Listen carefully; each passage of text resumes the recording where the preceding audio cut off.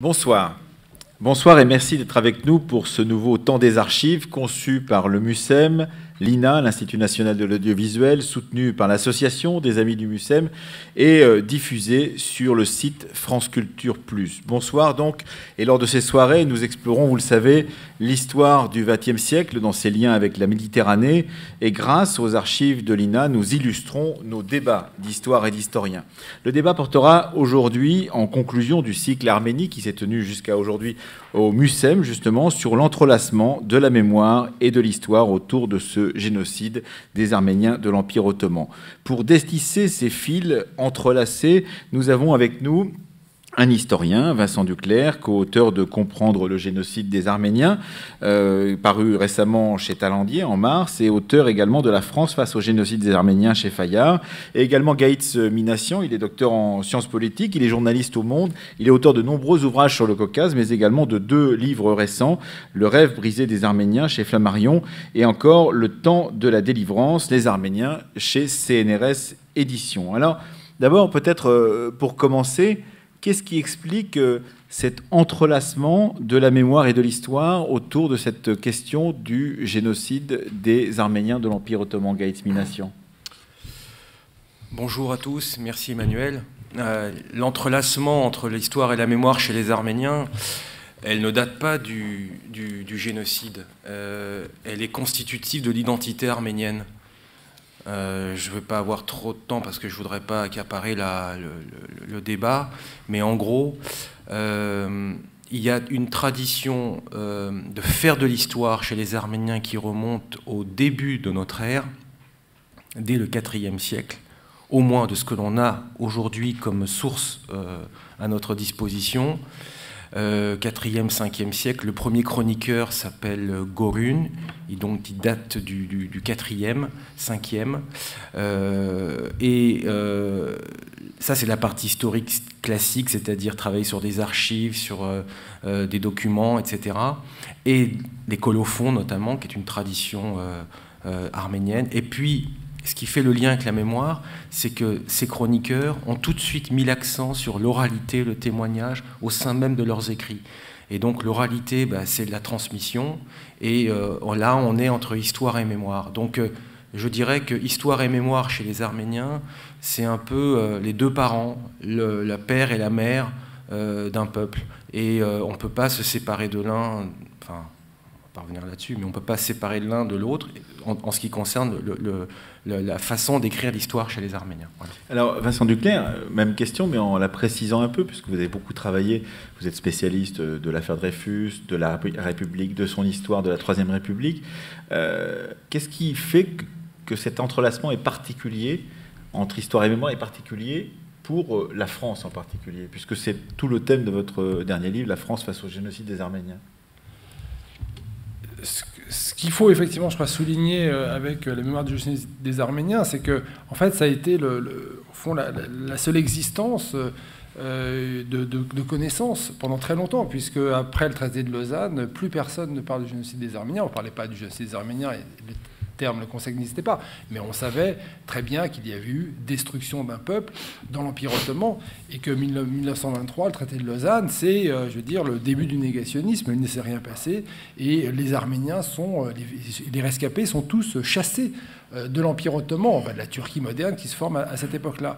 Et donc jusqu'au début des années 1970, au fond, la seule connaissance, la seule réalité du génocide des Arméniens, c'est par la mémoire. C'est la mémoire des communautés arméniennes, essentiellement.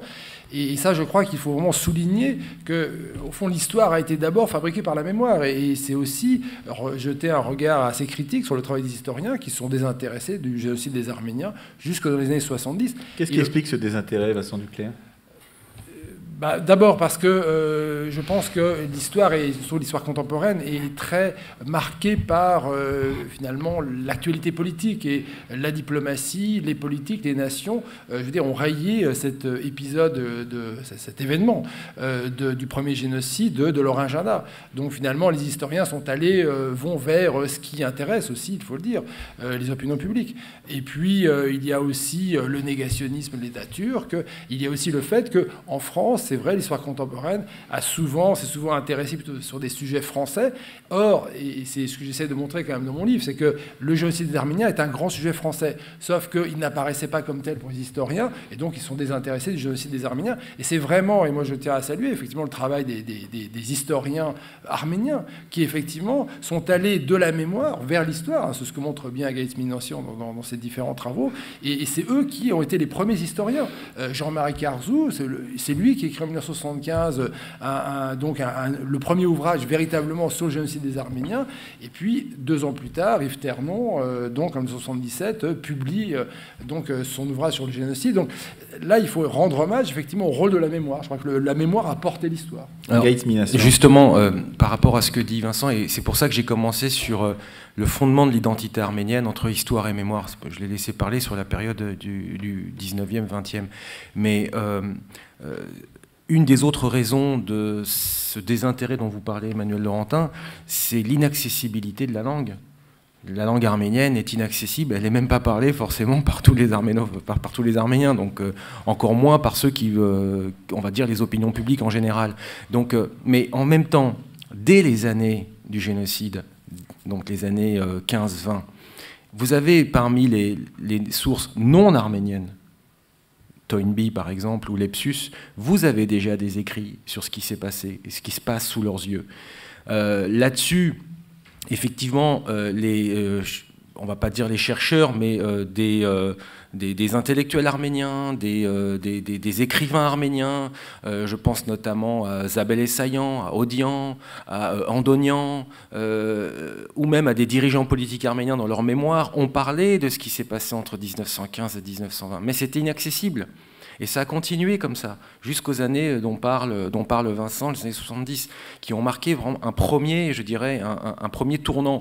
Alors on est quelques années... Une sorte de sortie de la mémoire familiale, de la mémoire communautaire, vers un élargissement de cette mémoire. Exactement, c'est-à-dire qu'on essaye de sortir du ghetto, c'est ce qu'on essaie de faire par exemple Jean-Marie Carzou, ou alors Yves Ternon, et même d'autres d'origine arménienne, on pense à Richard Ovanessian, on pense à Naïd Termination, mais sur des problématiques qui n'étaient pas liées au génocide arménien, mais plus liées à la question arménienne. Et c'est intéressant parce que ces historiens d'origine arménienne ont rendu les choses totalement interpénétrées entre génocide des Arméniens et les questions arméniennes. Alors que, à partir des années 70, quand on va commencer à travailler sur des archives, que ce soit Ternon ou d'autres, même s'ils ont un difficile accès aux archives turques notamment, eh bien, il va y avoir de plus en plus cette nécessité ou comment dirais-je, cette obligation même pour un historien de faire la différence entre question arménienne et génocide arménien. Et le deuxième tournant, c'est les années 80, fin des années 80, début des années 90, c'est-à-dire la fin de la guerre froide et le début de la mondialisation, où là on voit après 20 années, notamment 20 années de comparatisme entre les différents génocides, là on fait un grand saut qualitatif vers, je dirais, ce qu'on appelle aujourd'hui l'histoire globale.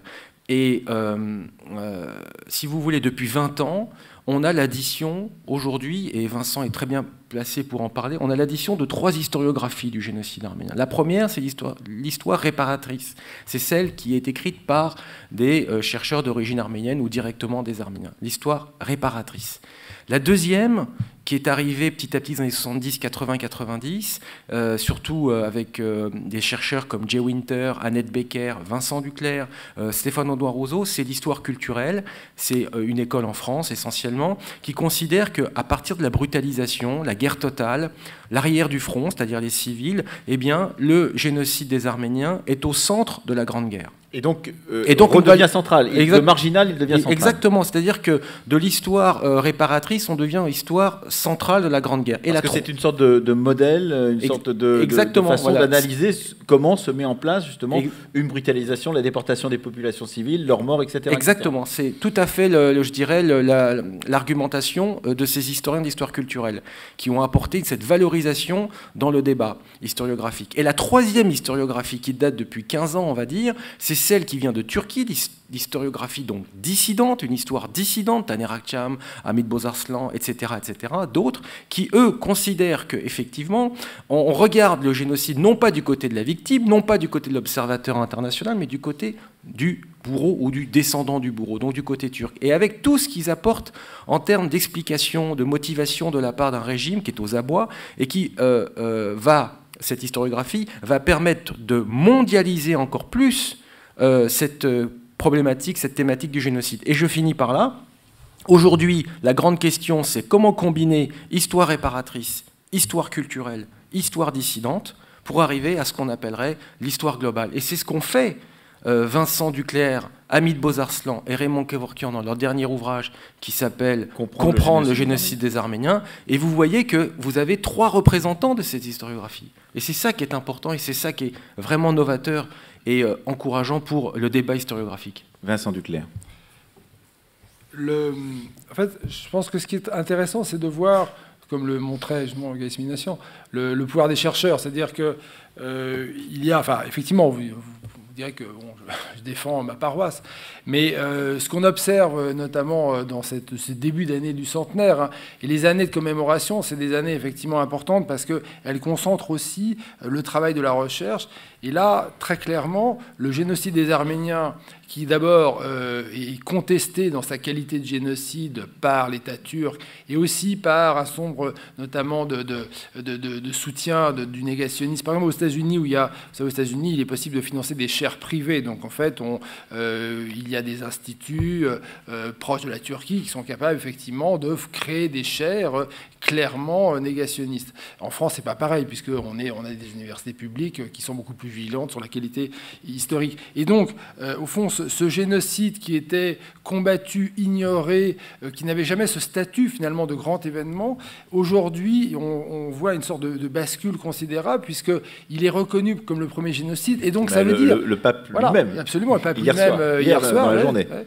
Et donc, ça veut dire qu'aujourd'hui, l'étude du génocide des Arméniens permet non seulement, effectivement, de le connaître, les victimes, les bourreaux, les témoins, le processus génocidaire, mais aussi, et ça c'est fondamental, de mieux comprendre les autres génocides. Et il est très intéressant de voir que Stéphane Oudouin-Rousseau, qui travaille beaucoup avec Hélène Dumas sur le génocide des Tutsis du Rwanda, s'intéresse beaucoup au premier génocide, parce qu'au fond, on a des grandes similitudes, notamment en termes de génocide des voisins. Une partie, je veux dire, des Arméniens massacrés dans les villes d'Arménie, d'Anatolie ou sur les routes, l'ont été par les voisins musulmans. Et donc, c'est ce qui s'est précisément passé au Rwanda. Donc, vous voyez, le fait de confronter la connaissance des génocides grâce à une meilleure recherche sur le génocide des Arméniens nous fait progresser dans la compréhension du mécanisme génocidaire. Donc, c'est tout à fait essentiel. Alors, revenons à cette première phase, cette phase mémorielle que vous évoquez. On va commencer par une première archive de l'INA qui date de 2005 et qui met en avant, elle est courte cette archive, met en avant pour France 2 à l'époque le témoignage d'une survivante du génocide arménien. Vous la connaissez, elle était renommée, reconnue Ovsana, c'est pas ici à Marseille qu'on va vous dire qu'on la connaît pas. Voilà. Elle est marseillaise et c'était une sorte... Osvana Kaloustian. Voilà, c'était un peu la grand-mère de tous les Arméniens, je dirais pas que de France ou de Marseille, du monde entier. Elle était tellement vive, tellement attachante, tellement chaleureuse que c'était à chaque fois un plaisir de l'écouter. Et puis elle était toujours partante et elle avait toute sa tête. Alors, on écoute donc un extrait de cet enregistrement de France 2 en 2005, donc il y a très exactement 10 ans.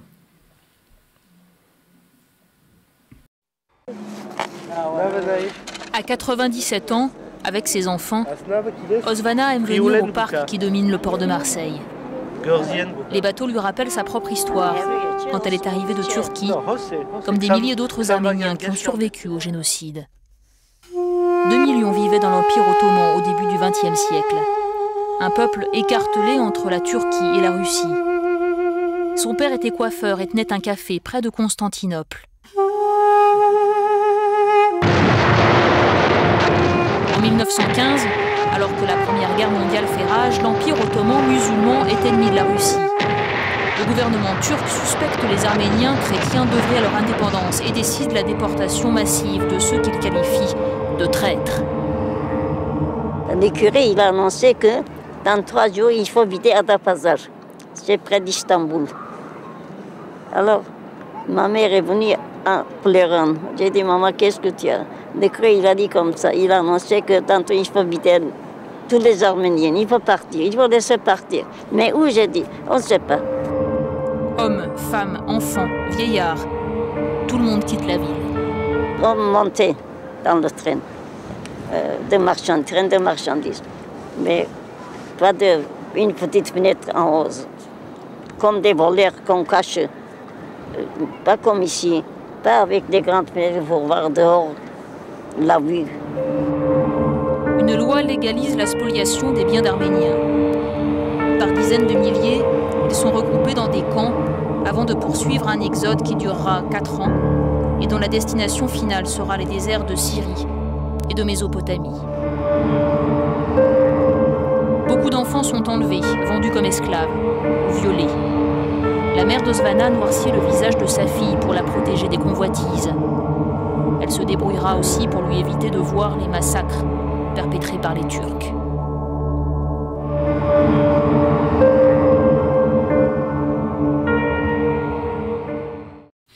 Voilà donc un extrait de ce reportage de France 2 il y a 10 ans. Alors, il faut partir, on ne sait pas où.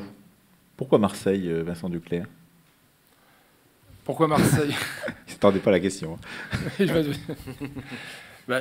Parce que, en fait, à l'issue du génocide, en 1918, les Alliés gagnent la guerre contre l'Empire ottoman, l'Allemagne, l'Autriche-Hongrie, au fond, les rescapés du génocide sont soit dans les camps, justement, dont on a parlé, là, le reportage est très bien, du reste, hein, je pense qu'il faudra en dire un mot aussi, ces camps de Mésopotamie de Syrie, donc il y a quand même des survivants, il y a aussi des rescapés qui errent, là, en Anatolie. Donc il y a une aide, il y a des associations américaines, arméniennes, françaises, mais en fait l'espoir, et je crois qu'il faut insister sur ce point-là, il y a eu un espoir des rescapés arméniens, je veux dire, de trouver au fond une sécurité dans l'Empire ottoman par la création d'un foyer national arménien, par exemple en Cilicie. Que la France détenait, ou même un État indépendant, c'était le projet de Sèvres, le projet de traité de Sèvres. Et en fait tout ça s'effondre. Au bout du compte, on rend la Cilicie à l'État kémaliste, enfin plutôt oui. Et puis, et au fond, et je crois qu'il faut insister sur ce point-là, il n'y a pas seulement un génocide qui vise le peuple arménien entre 1915 et 1917, il y a aussi la disparition de tout le peuplement arménien de l'Empire ottoman. C'est-à-dire, c'est comme si, par exemple, aujourd'hui, en Allemagne, eh bien, il y avait interdiction aux rescapés de la solution finale de s'installer en Allemagne. Donc, je crois qu'il y a une éradication complète en 1945 des derniers juifs allemands. Donc là, c'est une situation absolument considérable qui fait que, au fond, tous les Arméniens sont précipités, donc les rescapés, au Moyen-Orient, donc ils sont en Syrie. C'est là, par exemple, où Franz Werfel, en 1929, va voir de misérables orphelins arméniens travailler dans des fabriques à Damas, et il va se décider à écrire ce grand roman, Les 40 jours du Moussada. Et puis, la France va accueillir, alors il faut aussi s'entendre, hein, la France est intéressée par la main-d'œuvre arménienne, la France le fait peu par souci humanitaire. Je crois que, bon, il faut aussi rappeler ces éléments-là. La France a besoin de main-d'œuvre, on est donc au lendemain de la guerre qui a été une hécatombe pour notamment les forces vives françaises, donc les Arméniens sont présents, ce sont une main-d'œuvre captive, une main-d'œuvre souvent de grande qualité et une main-d'œuvre francophone pour la plupart, et donc effectivement ils sont amenés d'abord à Marseille, puisque c'est les lignes maritimes, hein, de Beyrouth à Marseille. Et c'est ce qui explique pourquoi les Arméniens s'installent à Marseille, le long de la vallée du Rhône, et ensuite en région parisienne, notamment à Alfortville. Gaïs Mination sur ce point? Pas grand-chose, si ce n'est que les déportés étaient loin d'imaginer qu'un jour ils allaient débarquer à Marseille. Ils pensaient plutôt à sauver leur peau. Ils se sont retrouvés soit dans le Caucase, russe puis soviétique, soit en Syrie, effectivement. Donc la France, les deux mandats, syriens, libanais. Ils sont passés par la Grèce, puis ils sont arrivés en France, qui avait besoin de main-d'œuvre. C'est vrai qu'ils sortaient d'une guerre, d'une grosse saignée. Donc on ne pouvait pas les envoyer en Algérie, qui était donc département français, parce qu'en gros, on faisait comprendre qu'ils sortaient d'un pays musulman. On ne pouvait pas les remettre dans une terre majoritairement musulmane, même si c'était quand même l'État français. Donc oui, la France, avec l'affaire de la Cilicie, n'empêche qu'il valait mieux arriver en France qu'ailleurs, je crois. On va un tout petit peu intervertir les archives, puisque vous avez évoqué ce cas de la vallée du Rhône, l'un et l'autre, et de la montée de l'installation de ces populations arméniennes sur le territoire français. On va regarder tout de suite l'archive numéro 6, qui est tirée de la série Un siècle d'immigration. Donc, immigrés arméniens arrivés à Marseille, fuyant le génocide.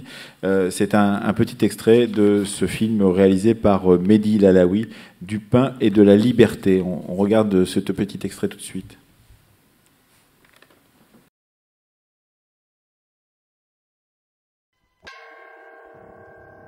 Autre immigration massive, les Arméniens. Rescapés du génocide, ils arrivent à Marseille au début des années 20. Beaucoup s'établissent dans la ville. D'autres vont remonter le Rhône. À Valence, le dimanche de Pâques rassemble chaque année la communauté de toute la région.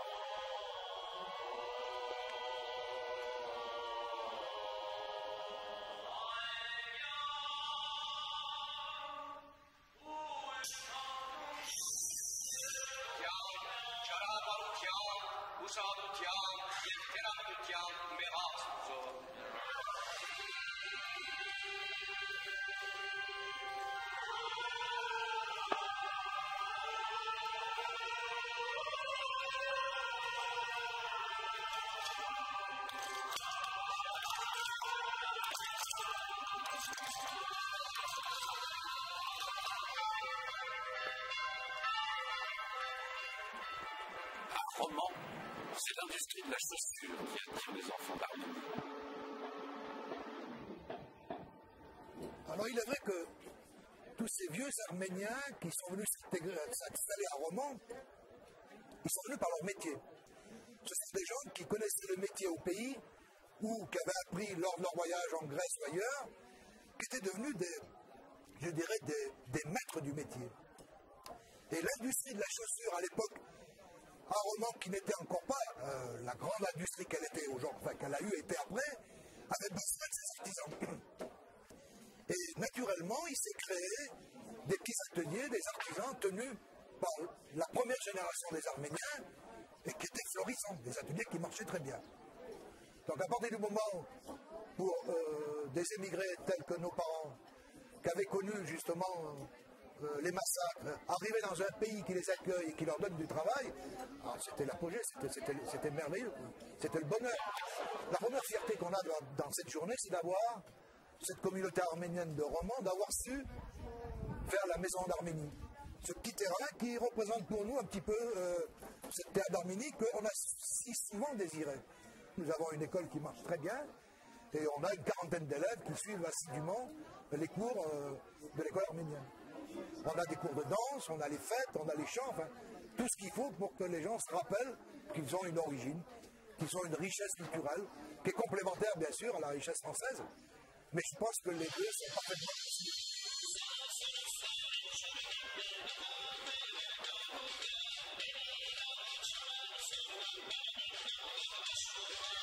Et la fierté de l'amicale des Arméniens de Romans, c'est quoi?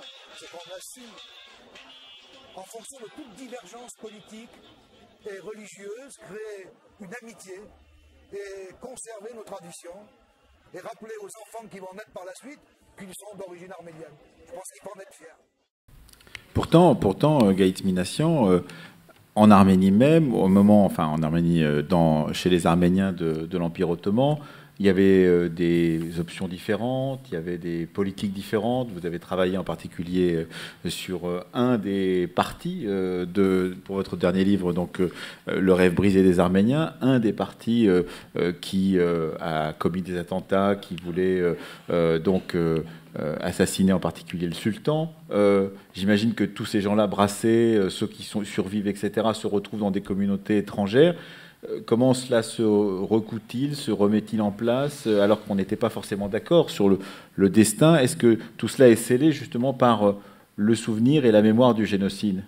Alors, forcément, quand on sort de l'horreur de l'Empire ottoman sorti du génocide, je pense que la plupart des Arméniens ne pensent pas politique. Alors les partis existent toujours, mais ils pensent pas. La plupart des gens pensent plutôt à sauver leur peau et à essayer de se refaire une vie, quoi, de se reconstruire. Et il n'y avait pas d'assistance psychologique comme on en a aujourd'hui, fort heureusement. Il n'y avait pas les cellules d'assistance. Il n'y avait rien, et il fallait faire avec les moyens du bord, c'est-à-dire rien. Je rebondis sur, parce qu'on va revenir sur le volet politique, mais le petit reportage qu'on vient de voir, les petites images d'archives sont hyper intéressantes parce qu'on sent que le temps s'est arrêté. Je ne sais pas si vous avez la même impression. Il y a de la vie, mais c'est de la vie mémorielle, c'est de la vie tournée vers le passé. Même si on parle d'espoir, on sent qu'il y a quand même quelque chose de difficile qui est pas passé. Les Arméniens sont des chrétiens d'Orient. La fidélité aussi à ceux qui ont disparu. Mais donc, voilà, justement, parce que la mémoire est une fidélité. On dit souvent, hein, c'est Ricoeur qui dit ça, la mémoire est une fidélité, l'histoire la vérité. La mémoire est une fidélité. Et on voit 3 générations dans votre reportage. Ça prouve que il n'y a pas de temporalité, il n'y a pas de différence entre une petite fille qui va danser, des hommes qui sont en train de préparer apparemment des brochettes, et puis les personnes âgées qui sont là. Il n'y a pas vraiment de différence. Et votre intervenant dit c'est la maison d'Arménie, c'est un petit bout de terre d'Arménie, c'est-à-dire qu'on reconstitue quelque chose que l'on croit être une terre, mais en fait en France. Donc on est dans le total décalage, on est dans le déracinement, on est dans la mémoire totale. Là, on est dans des identités totalement mémorielles. Et c'est d'autant plus difficile, j'imagine, Vincent Duclercq, que la politique française, si elle a été très... en partie, pas la totalité de la politique française, mais a été très arménophile à la fin du 19e siècle. Vous racontez comment Jaurès monte à la tribune et fait ce magnifique discours d'1h30 pour pouvoir défendre les Arméniens au moment des massacres de la fin du 19e siècle, des années 1895. Ça n'est pas la politique de l'État français tout au long du XXe siècle, parce qu'il faut bien discuter avec les Turcs et parce qu'il faut bien discuter avec l'État turc. Oui, c'est pas réservé uniquement à la France, hein. Par exemple, bien sûr. Samantha Power, là, qui maintenant est ambassadrice des États-Unis à l'ONU, là, qui a fait un livre très important en 2002 sur les États-Unis face au génocide, a bien montré que la politique américaine est une politique, je veux dire, d'abandon finalement des persécutés, et notamment des Arméniens, et qu'au contraire la société civile s'est beaucoup mobilisée, et c'est la même chose en France, et particulièrement les intellectuels, hein. Moi, dans le livre, j'essaie de montrer finalement que avant même l'affaire Dreyfus, il y a déjà des intellectuels, et au fond, le premier combat, c'est pour les Arméniens. Et Péguy, par exemple, Charles Péguy dira on n'a pas réussi à sauver les Arméniens, on va sauver Dreyfus. En fait, on s'intéresse, on défend les persécutés. Donc là, il y a c'est la fameuse phrase, d'ailleurs, c'est assez amusant de l'entendre dans la bouche d'un ministre des Affaires étrangères à propos du coup d'État en Pologne. C'est Claude Chesson qui dit ça en 1981. Il dit bien entendu, nous ne ferons rien. Oui, et en fait, Marcel Proust, racontant justement la politique française de la fin du 19e siècle vis-à-vis des massacres des Arméniens, il dit écrit, il est convenu que la France ne fera rien. Parce que Marcel Proust a raconté ce moment où Jaurès, le 3 novembre 1896, monte à la tribune. Là, il est clair que la diplomatie française a gagné. La France ne fera rien donc pour protéger les Arméniens qui sont victimes de massacres terribles, hein, des massacres que moi je considère comme génocidaires. Hein, c'est-à-dire que notamment 200 000 personnes. Au moins 200 000 personnes. 250 000 exactement. Et donc la situation donc mérite cette action de Jaurès qui du reste Jaurès est un contre-emploi, puisque Jaurès est socialiste, il défend des chrétiens, mais il dit je ne défends pas des chrétiens, je défends des citoyens, je défends des personnes humaines qui sont victimes de violences mais inouïes. Et effectivement, là où le génocide, c'est aussi la manière dont on va déshumaniser les victimes, le corps des victimes. On entre vraiment dans l'inhumanité de l'humain, quoi. Il faut insister sur cette dimension-là qui maintenant est de plus en plus étudiée sur les génocides. Vous citez un ethnographe qui s'appelait William Ramsay, c'est ça, britannique, qui, au moment de ces massacres dont vous parlez, de 250 000 personnes en 1894, 95, 96, écrit à propos de la partie kurde de l'Arménie: c'est un pays noir devenu un abattoir, on n'ose pas y entrer, on n'y parvient pas à y penser. On ne sait pas combien d'Arméniens blessés, estropiés, mutilés sont en train de mourir de faim là-bas. Ça, c'est en 1895-96, ça n'est pas en 1915. Ouais, fondamentalement, je crois que quand on aborde les génocides, il faut aborder aussi, pas seulement les victimes, mais au fond, toutes ces personnes qui ont été mutilées à vie, qui vont errer. Je veux dire, on estime qu'il y a 500 000 personnes qui, dont en fait en Anatolie, c'est-à-dire ce qu'on appelle la Grande Arménie, vont errer, donc ils vont mourir de faim ou de maladie. Donc fondamentalement, en 1976, on peut dire que les capacités de résistance de cette communauté arménienne sont brisées et que finalement ça va préparer aussi la possibilité de les exterminer en 1915. Donc là, on est quand même dans un continuum génocidaire qu'il faut étudier et sur lequel maintenant on travaille de plus en plus et qui permet de comprendre aussi pourquoi est-ce que effectivement en Europe on a cette mobilisation des intellectuels, des écrivains. Anatole France, par exemple, est très courageux. De 1895 au début des années 1920, donc à sa mort, il est de tous les meetings, de tous les soutiens pour aider les Arméniens. Mais effectivement, cette pression très forte, qui est une pression internationale aussi, vous avez des meetings, des congrès arménophiles européens, toute cette pression échoue devant la puissance des États-nations, et puis la nécessité, en 1918, d'arrêter la guerre. La France ne veut plus perdre d'hommes en Orient pour défendre la Cilicie, donc il y a vraiment un choix, et ce choix aussi est accepté, je pense, par la nation, avec aussi, il faut le préciser, la fin d'une certaine manière de ces intellectuels, donc de la fin du 19e siècle, qui sont morts ou qui se détournent du combat,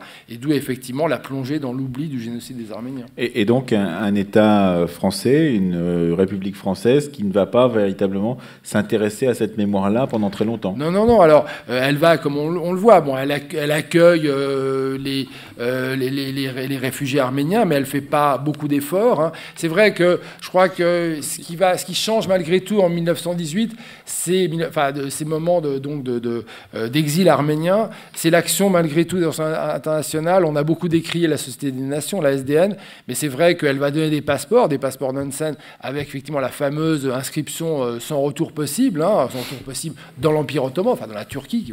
La Turquie naît après le traité de Lausanne. Mais je veux dire, les juristes internationaux, notamment dans mon livre, je parle beaucoup d'André Maldesheim, qui est l'un des juristes qui va essayer de fabriquer le droit international des réfugiés. C'est très important. Et d'autres chercheurs, comme par exemple Zovinar Kevoknian, qui a travaillé sur ces réfugiés. Bon, là, il y a quand même malgré tout une certaine prise en charge.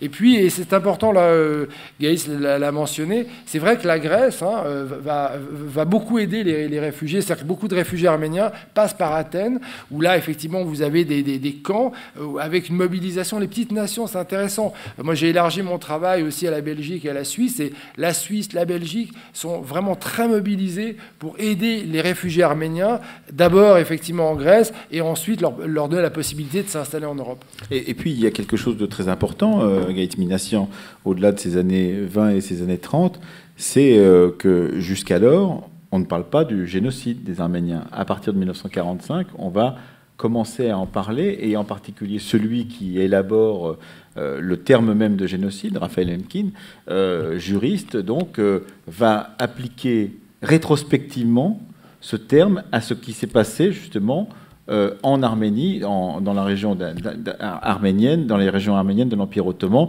en 1915-1916.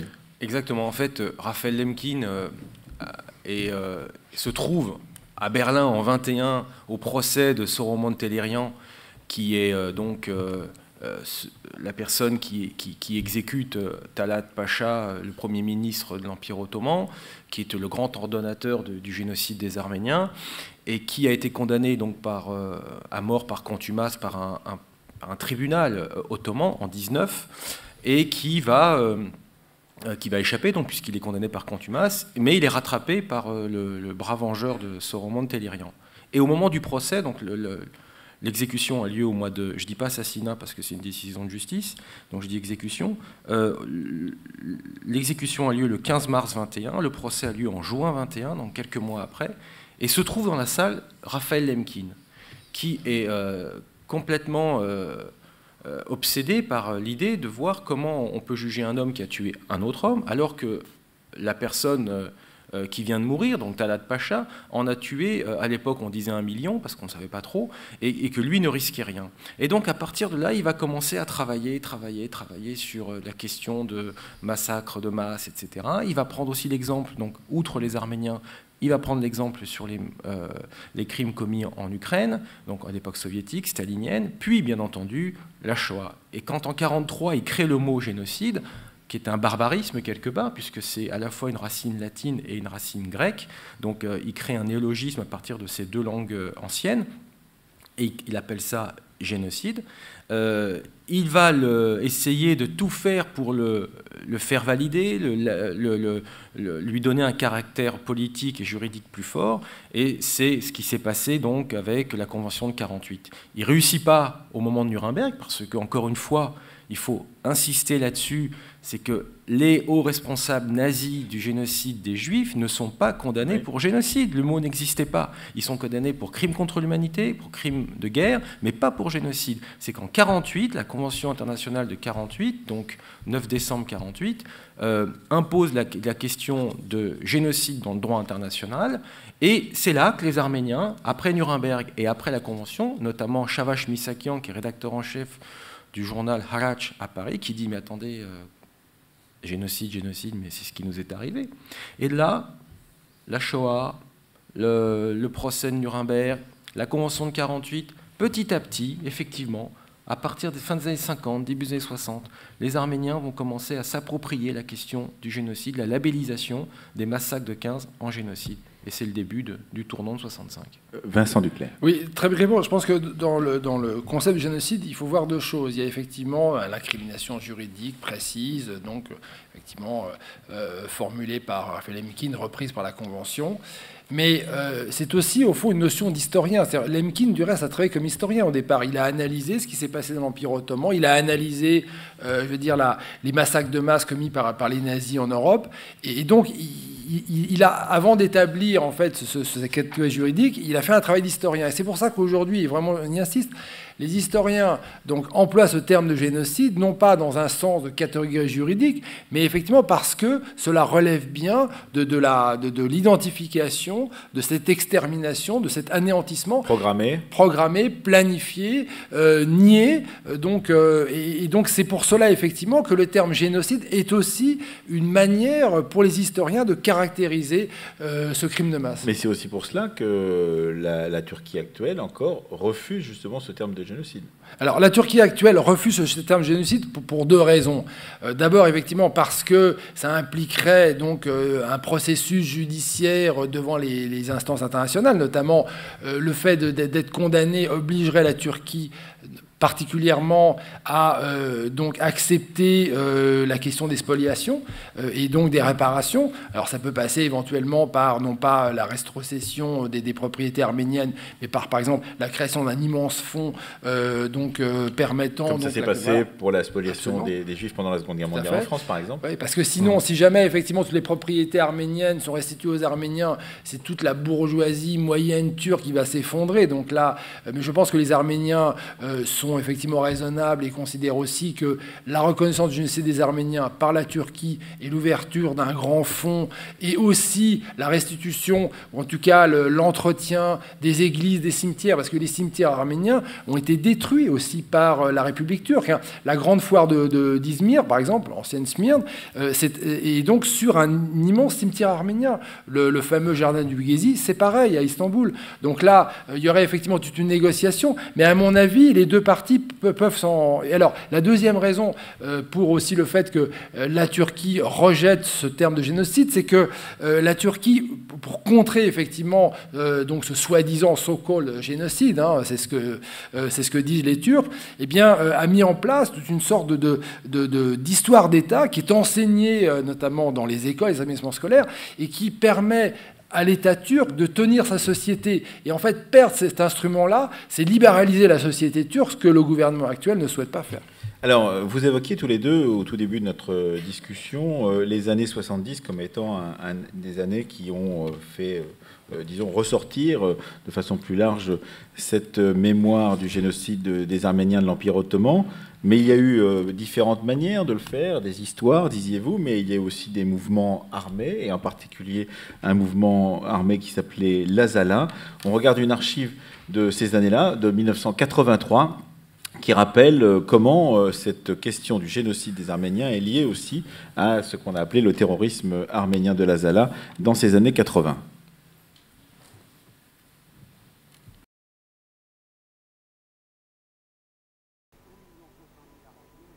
« 1915, 1 500 000 Arméniens victimes du premier génocide du XXe siècle, organisé par le gouvernement jeune turc. Ce génocide n'est toujours pas reconnu aujourd'hui, malgré 60 ans de longues et patientes démarches diplomatiques. De ce constat d'échec, naît en 1975, au Liban, le mouvement terroriste arménien, principale organisation, l'Azala. Elle recrute dans ses rangs toute une partie de la jeunesse déçue par le silence international et attirée par les succès des organisations palestiniennes. Après plusieurs dizaines d'attentats dirigés contre des fonctionnaires turcs à travers le monde entier, une des actions les plus spectaculaires de l'Azala sera la prise d'une quarantaine d'otages au consulat de Turquie à Paris en 1981. Bilan, 1 mort. À cette époque, une grande partie de la communauté arménienne soutient encore ce genre d'action. Mais avec l'évacuation de Beyrouth, l'Azala se désorganise militairement et idéologiquement. L'attentat suicide de l'aéroport d'Ankara, 11 morts il y a 1 an, marquera une incontestable escalade de la violence. Il y a désormais une fraction dure et incontrôlée du mouvement, elle ne fait plus l'unanimité et elle frappe tous azimuts, de l'agence de voyage turque Marmara à l'aéroport d'Orly, en passant par l'attentat dans les locaux de la Turkish Airlines au début de l'année. C'est toujours au nom du génocide et de la récupération des terres arméniennes qu'une deuxième organisation se fait connaître à Paris, le groupe Orly. Il y a 1 an, elle fait exploser une bombe dans une poubelle du quartier latin, mais tout le monde s'accorde à dire que derrière Orly, il y a en fait l'Azala qui cherche à brouiller les pistes. Reste une troisième organisation, les Commandos des Justiciers du Génocide, organisation de combat du parti traditionnel Daşnak. Elle ne frappe que les fonctionnaires du gouvernement turc dans une action symbolique. Si la communauté arménienne a longtemps soutenu cette forme d'action ciblée, elle désapprouve aujourd'hui le dérapage aveugle de ces actes terroristes. Ils sont un prétexte, ils n'ont d'arméniens que le prétexte, un prétexte pour un crime ignoble et raciste. Et on peut affirmer pratiquement que ces gens sont manipulés par des mouvements extrémistes rattachés peut-être au mouvement palestinien et au terrorisme international, mais je peux affirmer que la totalité de la communauté arménienne les désavoue avec la plus grande vigueur et ne veut pas que la cause arménienne soit confondue avec les actes de ces gens-là. Voilà, donc j'ai entendu un terme de collabo dans la salle. Non, mais vous savez qui a parlé. Voilà, c'est Yves Ternon, on ne peut pas traiter Yves Ternon de collabo, voilà. Voyons. Donc, Gates Minassian, cette histoire donc, et le passage par les armes qui se déroule 60 ans plus tard. Comment peut-on expliquer vous voyez que ce sujet est sensible. Oui, je vois bien, je m'en doutais. Comment ça se passe pour que des jeunes militants considèrent qu'il faut, à un moment ou à un autre, pour faire accepter cette cause arménienne, la faire entendre, utiliser les mêmes armes, comme il était dit dans le reportage, que les Palestiniens en particulier, les camps d'entraînement au Liban, etc. Et on est toujours surpris de la facilité qu'avaient les caméras d'entrer dans ces camps d'entraînement au Liban pour voir les militants s'entraîner à la Kalachnikov. Alors, par où commencer sur un sujet aussi sensible en vrac, pour faire simple.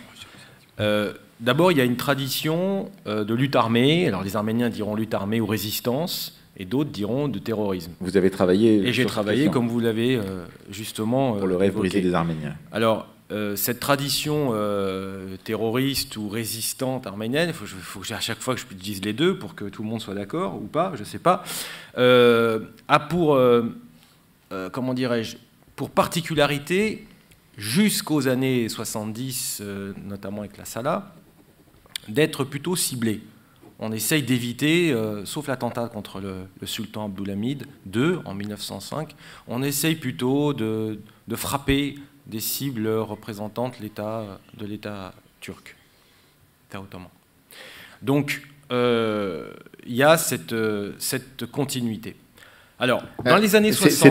C'est d'ailleurs, il faut le dire, cette tradition de violence politique qui justifie souvent, aux yeux du pouvoir ottoman, la répression, prétextant justement de cette violence politique. Exactement, mais à l'époque ottomane, vous avez raison, à l'époque ottomane, face à un tel régime qui était dans la tyrannie, le massacre, comme l'a rappelé Vincent Duclerc, au bout d'un moment, les mecs, ils en ont marre, et ils se disent, on n'a pas le choix, il faut qu'on aille prendre les armes pour se défendre. Puis à force de dire, comme là, il pourra le dire aussi Vincent, à force de dire, les Arméniens, ils complotent, mais au bout d'un moment, ils ont comploté, et ça, c'est une parole d'un diplomate français, Paul Cambon, un diplomate français. Voilà, exactement. Voilà. Donc, ils ont comploté, et puis ça s'est traduit par la violence politique, comme vous dites. Alors, donc, il y a en toile de fond, il y a cette tradition. Dans les années 60-70, effectivement, alors je dis en vrac, il y a le souvenir donc, de cette tradition de violence politique qui remonte. Donc là, on peut dire qu'on est dans un terrorisme aussi mémoriel, voire spectaculaire, voire publicitaire. Et puis, vous avez les réussites du tiers-monde. Hein, par exemple, la cause vietnamienne, Cuba. Vous avez aussi les Palestiniens, qui font entendre leur cause. En détournant des avions. Voilà, exactement. Et les Arméniens, au Liban notamment, parce que le tiers-monde avance aussi par la violence politique, mais il y a un glissement chez les Arméniens aussi. Au sein de la diaspora, il y a un glissement vers une tiers-mondisation et une moyenne orientalisation de l'action politique, c'est-à-dire notamment le recours à la violence politique, à la lutte armée ou au terrorisme. Et à ce moment-là, dans les années 60-70, donc j'ai dit la tiers-mondisation, la modélisation à partir des mouvements nationaux, et puis le ras-le-bol de cette troisième génération donc issue du génocide des Arméniens, le ras-le-bol face un silence, un conservatisme.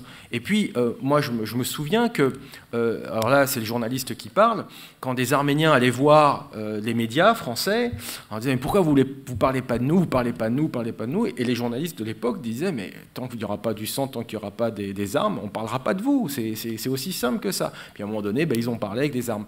Alors, je ne sais pas à quel moment on va parler des distinctions entre la Sala, le commando des justices. Alors, la Sala est une organisation qui est née au Liban, qui est d'inspiration internationale pro-palestinienne et marxiste, et qui est dans un terrorisme de type, je dirais, spectaculaire et publicitaire. Et eux, ils sortent de la mémoire, pour le coup. Ce n'est pas uniquement le génocide des Arméniens, c'est aussi la récupération des terres. Et face à cette organisation qui va connaître une grave dérive, puisque, comme le dit dans le reportage, dès 82, 83, puis il y aura une scission. Donc, face à cette organisation, vous avez une organisation plus discrète qui s'appelle le Commando des justiciers du génocide des Arméniens, un sigle illisible, vous avez vu, pas du tout marketing, CJGA, c'est pas évident, et pourtant plus efficace et qui va attirer l'attention de la communauté internationale, notamment des services de sécurité. Parce que cette organisation, qui est affiliée, comme vous le dites, au parti Tachnak, le PS arménien, membre de l'Internationale socialiste, le parti dont je parle dans le rêve brisé des Arméniens, voilà. Donc cette organisation va se concentrer sur des frappes qui visent exclusivement les représentants de l'État turc, négationnistes, etc. Alors, ça, c'est une première différence, et notamment l'idée que c'est du terrorisme discret, du terrorisme... Il n'y a pas de spectacularisation de l'image, voyez, et il n'y a pas de mise en scène, il n'y a pas de théâtralisation, il n'y a pas de marketing, et c'est un terrorisme de type mémoriel, c'est la reconnaissance du génocide, et on parle des droits du peuple arménien. Il faut rappeler le contexte. 75, donc ces deux organisations se mettent en place, mais celle qui frappe en premier, c'est le CJGA, frappe à Paris et à Vienne, le 22 et 24 octobre 75. Un pays neutre et un autre pays qui est une position un peu à part dans la guerre froide, la France, sortie de l'OTAN, etc. Mais un an avant, vous avez l'occupation de l'opération Attila des Turcs, l'opération contre l'occupation de Chypre. Et donc, ça a donné un petit peu... 1974. Donc, ça a donné un petit peu le feu vert, quelque part. La communauté internationale, pour des raisons X, Y, Z, ont fermé les yeux sur le début des attentats commis par les Arméniens. La Turquie était un petit peu sur le banc, au banc au banc international. Et d'ailleurs, on va voir que 6 ans plus tard, il y aura le fameux coup d'État de 80 qui va radicaliser aussi la violence politique des Arméniens. Donc je m'arrête là pour l'instant.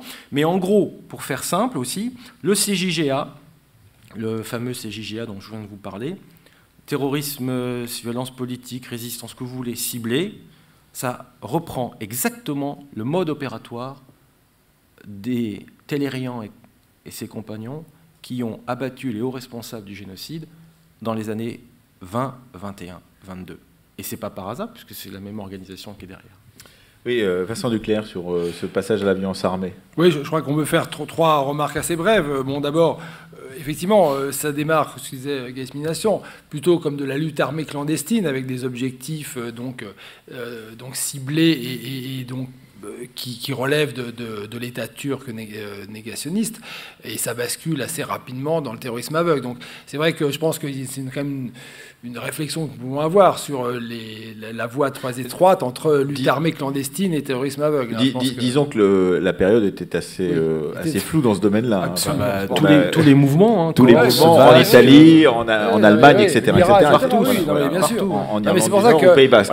C'est ce qui peut aussi dire que le passage à la lutte armée clandestine représente des risques considérables ensuite de terrorisme. Alors la deuxième chose, c'est que effectivement, s'il y a donc passage à la lutte armée puis au terrorisme, c'est à la fois pour ce contexte donc de mouvement révolutionnaire dans le monde, mais c'est aussi parce que s'intensifie le négationnisme de la Turquie. C'est le moment quand même où on est, je veux dire, dans la guerre froide, et la Turquie, c'est l'allié américain de l'OTAN, c'est le flanc sud de l'OTAN. Donc les États-Unis, je veux dire, sont à fond dans leur soutien à la diplomatie turque, qui bloque toutes les initiatives de l'ONU. Il y a notamment le rapport Whitaker qui en fait est empêché, je veux dire, d'être présenté à la Commission des droits de l'homme. Donc c'est des affaires, effectivement, là c'est un étouffement systématique de toutes les initiatives, et particulièrement parce que les Turcs ont vu qu'il y avait un réveil de la mémoire arménienne à l'occasion du 50e anniversaire du génocide, puis du 60e, 65-75, donc où il y a eu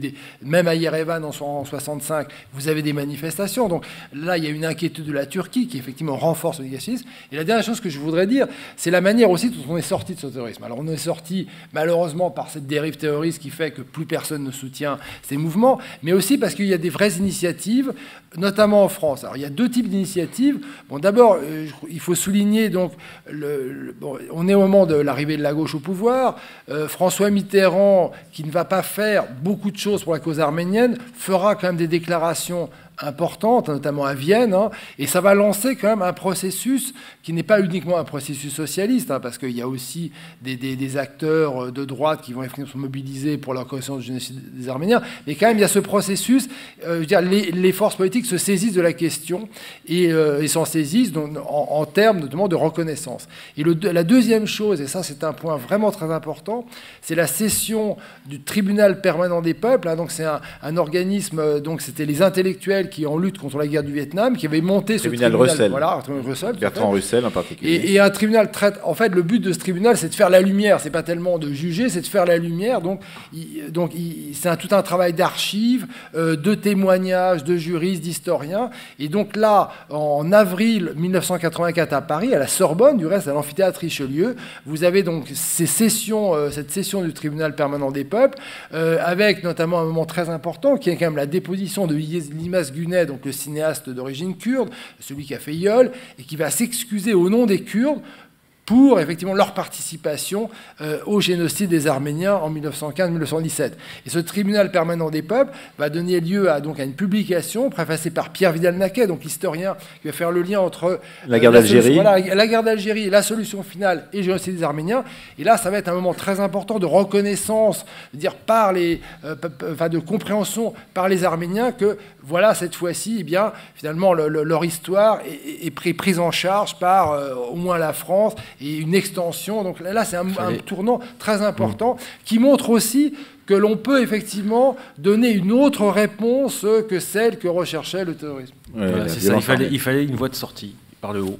Il fallait sortir par le haut de cette dérive qui devenait complètement loufoque, dangereuse, qui devenait même qui posait un vrai problème pour la sécurité, notamment des Arméniens en Turquie, et qui mettait une sorte de grave division. C'est pour ça que quand Yves Ternon, pour une fois, je ne vais pas être d'accord avec lui, quand il dit qu'il y avait une condamnation générale, etc.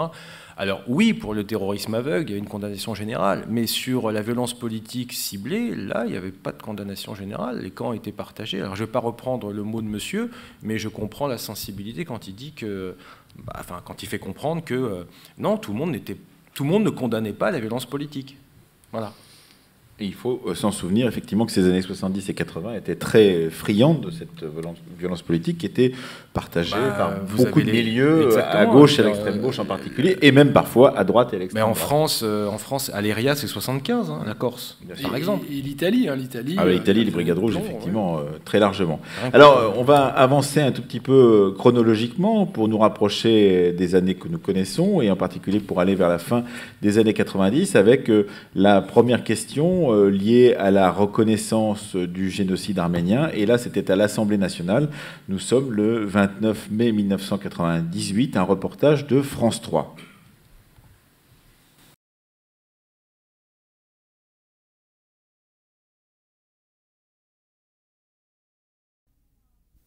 La mémoire des hommes est la sépulture que les Arméniens n'ont pas pu offrir à leurs pères.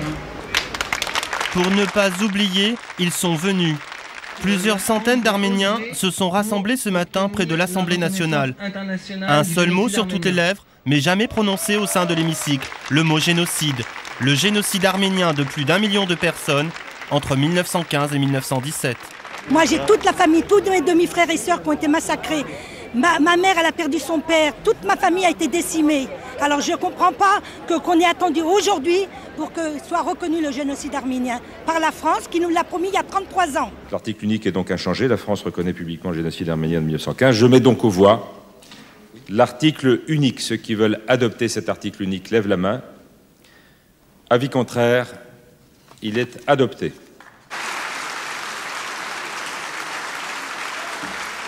Il est adopté.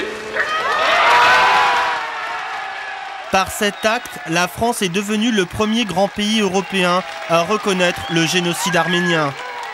Alors, au milieu de la foule, certains appellent leur famille aux États-Unis ou en Arménie pour partager là-bas aussi la joie et l'émotion. On voulait que ce soit reconnu publiquement par l'État français que nous aimons, qui est notre nation. Et pour nous, c'est un moment inoubliable. Pourtant, un grand absent dans cette reconnaissance, l'auteur du génocide. Tout le monde sait très bien que, et la Turquie elle-même le sait au jour d'aujourd'hui, qu'elle ne pourra pas rentrer dans le concert des nations, elle ne pourra pas s'attabler aux grandes négociations du monde d'aujourd'hui sans s'être mis à jour avec son histoire.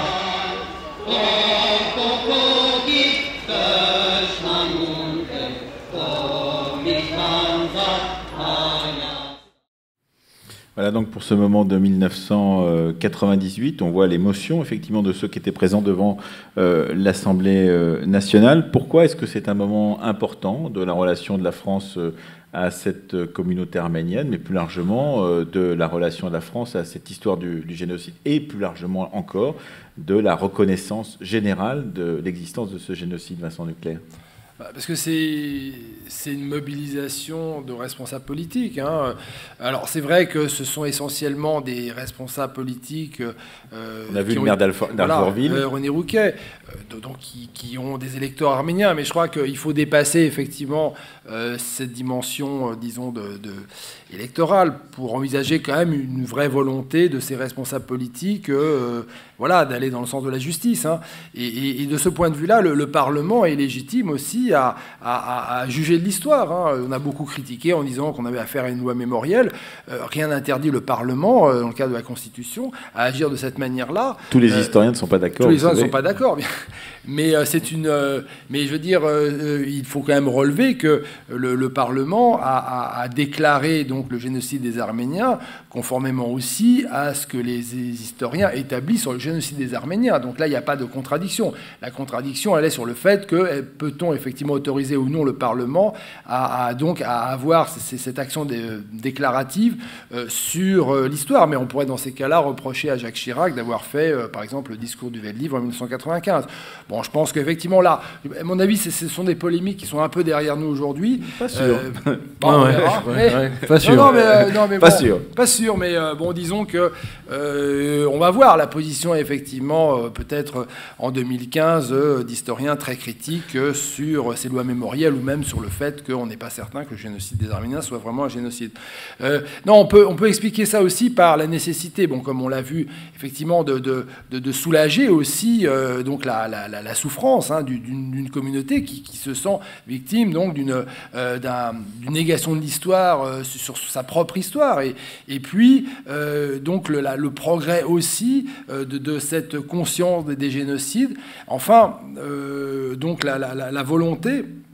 Donc, parce que ce vote de 1998, qui ne met pas fin, je veux dire, au processus judiciaire, il faudra attendre 2001 pour que la loi donc apparaisse. Je pense qu'on va en parler dans un instant. C'est aussi un processus lent, donc en fait de mobilisation d'un certain nombre d'élus qui finalement se mettent ensemble et qui vont aboutir finalement à cette solution. Je crois surtout, enfin, je ne veux pas répéter ce que dit Vincent, je crois surtout que c'est qu'on est en période de cohabitation en 98. Et que droite et gauche ne vont pas s'attraper, se déchirer sur cette affaire. Donc il y a un consensus droite-gauche. Le gouvernement français dit à la Turquie, c'est pas l'exécutif, c'est le pouvoir législatif. Et au nom de la séparation des pouvoirs, le Parlement est souverain dans sa procédure et dans ses décisions. Et donc... Mais ça, c'est la position par rapport à... Mais on peut dire que ça n'entraîne pas les grandes nations dans la foulée. Ça n'a pas un rôle moteur considérable vis-à-vis des grandes nations, les États-Unis, etc., la Grande-Bretagne. D'abord, la procédure qui consiste à saisir le Parlement pour obtenir une reconnaissance officielle du génocide des Arméniens ne commence pas en 97-98. Elle commence dès les années 60. Il y avait un député communiste qui s'appelait Guy Ducolonnet qui, dès 1965, déposait une proposition de loi pour reconnaître le génocide.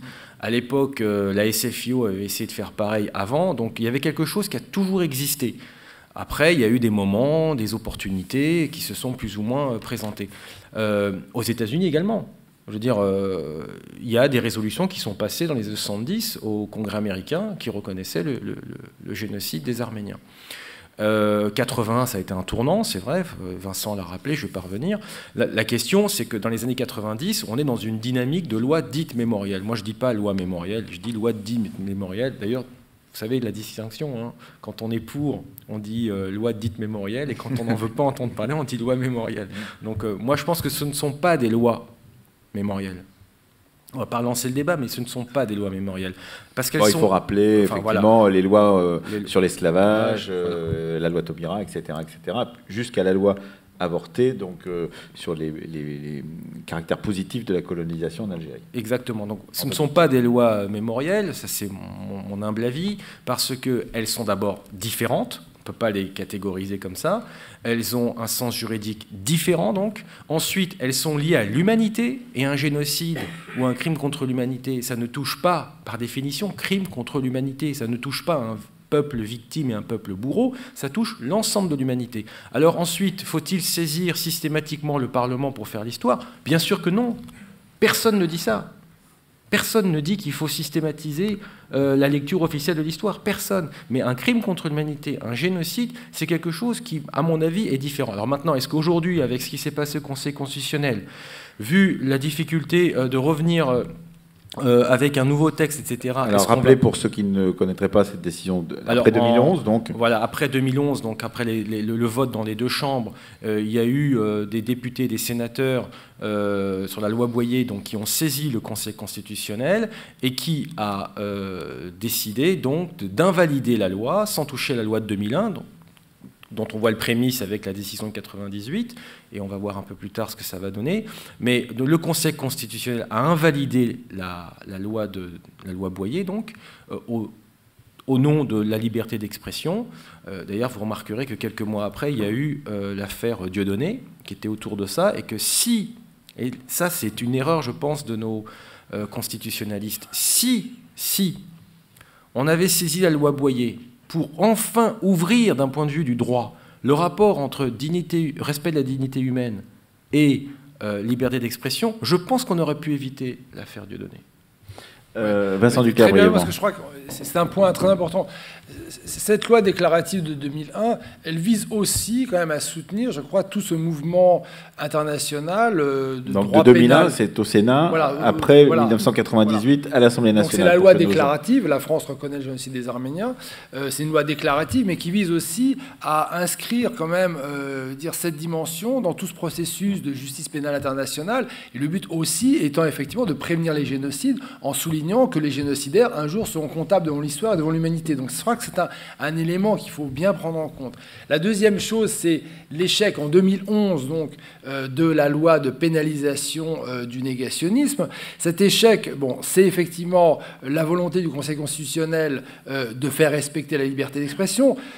Mais c'est surtout, le Conseil constitutionnel a dit, et ça je crois que c'est un point très important, a dit voilà, le Parlement a voté une loi donc déclarant le génocide des Arméniens et maintenant veut une loi protégeant cette déclaration sur le modèle de la loi Guesso. Or, c'est pas la même chose parce que la loi Guesso, elle intervient pour protéger la décision de justice de Nuremberg. Tandis que dans le cas du génocide des Arméniens, il n'y a pas de jugement.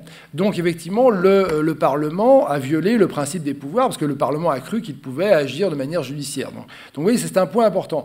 Et aujourd'hui, finalement, ce qui serait important à faire, je crois, c'est de prouver à travers les procès de Constantinople de 1919, à travers l'action de la SDN, à travers aussi la justice anglaise, à travers le procès Tellurian de Berlin qui a été acquitté. Il y a tout un corpus en fait judiciaire qui est certes inachevé mais qui existe. Et là, effectivement, il serait possible de protéger ce corpus par une loi type Guesso. Pardon, Vincent, là, sur ce point, je suis un peu en désaccord avec toi, et tu le sais, c'est que en fait, la loi de Nuremberg, enfin, le procès de Nuremberg, encore, je le répète, ne traite pas du génocide. Donc, la loi Guesso, en elle-même, est fragile d'un point de vue constitutionnel. Et c'est ça aussi qu'il faut mettre en avant. Et moi, je suis pour la loi Guesso, je ne suis pas contre la loi Guesso, mais je pense que les sages ont eu une lecture politique de cette invalidation de la loi Boyer. Dernier extrait de cette discussion. C'est un extrait qui nous permet de retourner en Turquie. Malheureusement, j'avais un extrait que je voulais bien vous passer, mais on n'a pas le temps, avec une personnalité connue, Jean-Claude Godin, ici, mais on ne va pas le passer parce qu'on n'a pas le temps.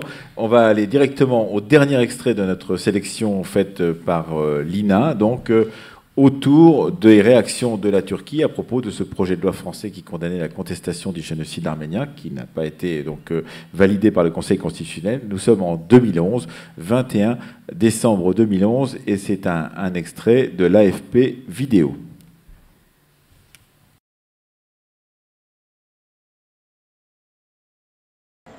L'université de Galatasaray à Istanbul, francophone et francophile. Pourtant, même ici, le projet de loi français sur la négation du génocide arménien a du mal à passer. Ahmet Kouyaş est l'un des nombreux historiens turcs à travailler sur les massacres d'Arméniens par le régime ottoman entre 1915 et 1917. Il récuse toute intervention du législateur français sur cette question. C'est une aberration. Les gouvernements, les élus, les assemblées nationales, les sénats n'ont pas à écrire l'histoire. Une vision de l'histoire qui évolue en Turquie. La doctrine officielle minimisant ces massacres est remise en cause, notamment par le journaliste Hassan Cemal. En 2008, il marquait les esprits en se recueillant au mausolée du génocide à Erevan, en Arménie. Mais selon lui, la loi française risque de faire le jeu des nationalistes en transformant la question arménienne en affaire de politique étrangère. Cette proposition de loi, c'est un coup porté aux gens qui se battent pour la démocratie et la liberté d'expression ici en Turquie. Pour les gens qui se battent sérieusement pour que la Turquie affronte son propre passé. Les rues d'Istanbul, les réactions au projet de loi se partagent entre critiques de la France et contestation du génocide arménien. Ça ne devrait pas se passer comme ça. La France fait une erreur. Cette politique est vraiment mauvaise. La question arménienne est complètement ridicule. Ça n'a pas eu lieu. C'est juste de la politique. Les Français font ça pour leur propre intérêt, au nom du soi-disant génocide arménien. Si le texte est voté, ces propos, tenus en France, pourraient entraîner jusqu'à 1 an de prison et 45 000 € d'amende. Évidemment, je répéterai là-bas que ça n'a pas eu lieu, même si je sais que ça peut m'envoyer en prison.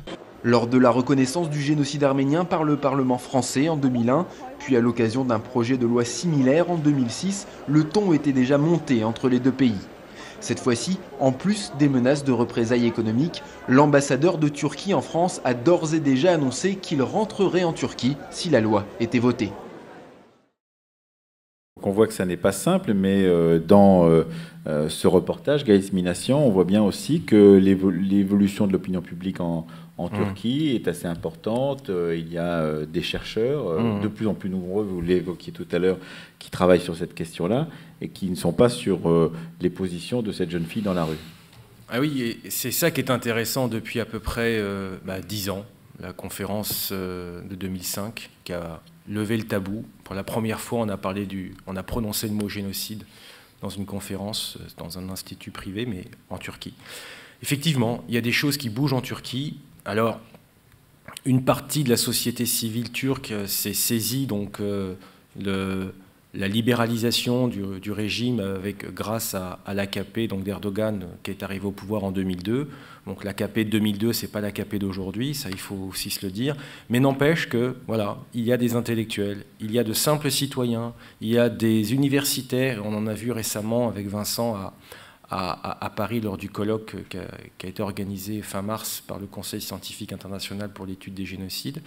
Donc sur 4 jours, 63 chercheurs, 16 ou 17 qui venaient de Turquie ou qui étaient turcophones ou originaires donc de Turquie, et qui eux ont eu le courage de travailler sur les archives turques et ont le courage de dire la vérité telle qu'elle est, c'est-à-dire avec tout le respect des canons de la recherche, et de faire avancer la cause de la vérité en Turquie. Alors, il y a 2 intérêts dans cette démarche de la part des universitaires. D'abord, d'un point de vue scientifique, les sciences sociales ont permis de faire reculer le négationnisme, et ça, on peut le mettre au crédit aussi de ces chercheurs, de ses collègues en Turquie. Deuxièmement, la société civile turque, il faut bien comprendre que plus elle reconnaîtra le génocide des Arméniens, plus elle s'autonomisera du discours officiel, plus elle sortira donc du discours négationniste qui est porté par cette jeune fille qui reproduit ce qu'on lui a appris visiblement. Le soi-disant génocide. Le soi-disant génocide. Un dernier mot, Vincent Duclercq, avant de donner la parole à la salle. Oui, là, je pense que les 2 intellectuels turcs courageux, je veux dire incontestablement, et qui reconnaissent le génocide des Arméniens, se prononcent contre la loi française de négation du génocide des Arméniens pour des raisons très stratégiques. C'est-à-dire que déjà, le fait d'étudier le génocide des Arméniens en Turquie, vous êtes considéré comme un traître à la nation turque. Bon. Donc si en plus, vous prenez le parti, effectivement, de la lutte pénale et juridique contre le négationnisme, alors là, c'est effectivement, vous êtes une cible directe. Il faut se souvenir quand même que quelqu'un comme Hrant Dink a été assassiné en janvier 2007 à Istanbul. Donc là, je pense que c'est assez stratégique, c'est-à-dire qu'il se prononce contre la loi pour pouvoir travailler. Non, mais je pense que il faut savoir aussi que la Turquie est un pays extrêmement autoritaire et qui réprime beaucoup la liberté d'expression. Maintenant, peut-être dire un mot sur quand même le négationnisme. Le négationnisme, ce n'est pas la liberté d'expression. Je veux dire, le négationnisme relève, je veux dire, d'abord de la négation de tout le travail des historiens, des chercheurs qui ont établi donc le fait du génocide des Arméniens. Donc là, il y a un point, mais en même temps, les chercheurs n'ont pas besoin de la loi pour se défendre. Mais néanmoins, je veux dire, c'est une position qui nie les catégories de la vérité. La deuxième chose, c'est que ce négationnisme est souvent porteur de formes de racisme. Je veux dire, être arménien, je veux dire, être qualifié d'arménien en Turquie, c'est une injure. Je veux dire, il y a donc derrière le négationnisme... Vouloir retrouver ces racines arméniennes par exemple, se faire rebaptiser parce qu'on a été islamisé, enfin ses ancêtres ont été islamisés, par exemple, c'est assez compliqué. Ah oui, c'est très compliqué. Du reste, la conversion est très compliquée en Turquie même. Hein. Donc, je pense que, je veux dire, il est assez légitime d'une certaine manière que une démocratie ou que des démocraties décident de se protéger contre des troubles à l'ordre public et des situations de racisme comme le véhicule, le négationnisme du génocide des Arméniens. Mais j'insiste sur un point. Il est très important, dans ce monde dans lequel nous sommes, où les sociétés civiles comptent plus qu'avant, où elles sont plus désinhibées, plus démocratiques, et elles exigent de participer au processus de décision des gouvernements, il est très important de renforcer les liens entre les différentes poches diasporiques arméniennes dans le monde et la société arménienne civile d'Arménie et la société civile turque. C'est fondamental.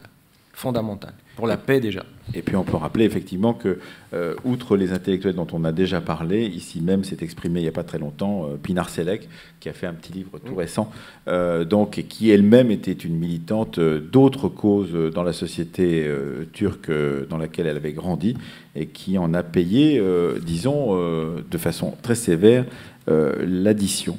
On peut peut-être vous passer des micros si vous voulez poser des questions à Gaït Minassian ou à Vincent Duclerc sur tel ou tel point de notre discussion de ce soir. Bonsoir.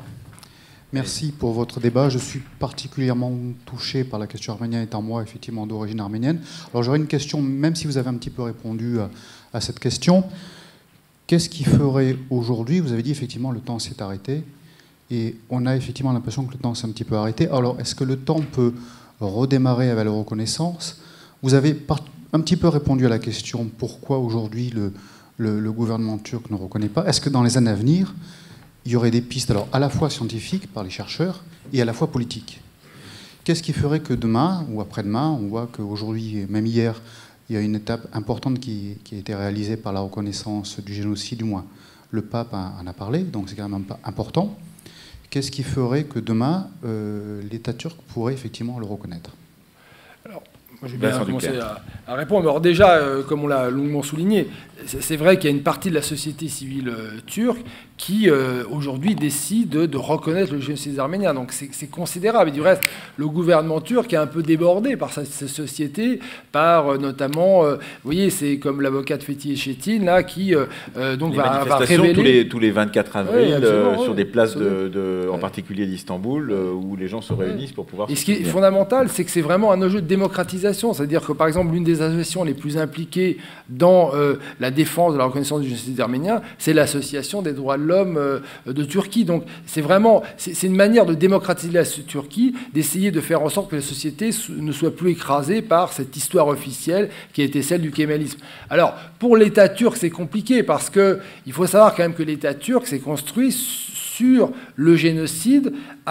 Les kémalistes ont terminé le travail entre 1918 et 1922 en Cilicie, à Smyrne, sur le Caucase. Donc, je veux dire, ils sont quand même liés très très étroitement. Mustafa Kemal a recyclé dans son gouvernement des génocidaires, et donc la Turquie est construite en partie sur l'acceptation du génocide. On aurait pu penser qu'un gouvernement anti-kémaliste comme celui de l'AKP, puisque c'était comme ça qu'il s'était présenté aux élections de M. Erdogan, aurait pu prendre ses distances par rapport à cette histoire-là, puisque par ailleurs, ils reviennent sur beaucoup de décisions qui ont été prises par Kemal pendant qu'il était au pouvoir. Oui, mais fondamentalement, il faut, pour aller vers la reconnaissance du génocide des Arméniens, il faut un gouvernement démocratique. Je veux dire, le gouvernement, l'AKP, effectivement, ne va pas perdre ce levier essentiel, on l'a vu avec les jeunes filles, ce levier essentiel, c'est-à-dire de la propagande qui existe sur l'ensemble de la société à travers les programmes scolaires, à travers, je veux dire, évidemment, être un intellectuel et proclamer, je veux dire, le génocide des Arméniens, c'est très risqué. Et lorsque vous êtes un professeur de lycée, vous avez toutes les chances, je veux dire, d'avoir d'énormes problèmes judiciaires. Donc, c'est un levier essentiel pour tenir la société, pour tenir la diplomatie, pour tenir l'armée, et donc il est clair que le gouvernement ne va pas s'en...